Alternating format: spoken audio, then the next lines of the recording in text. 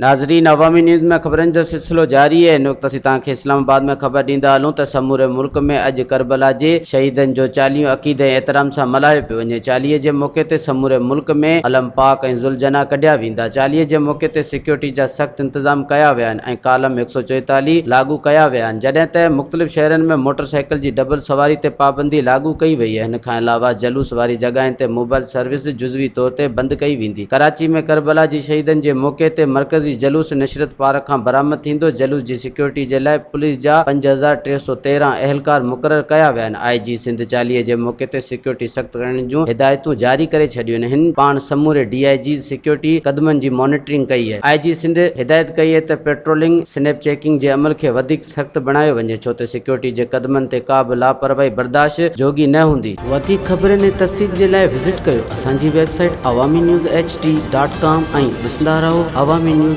HD।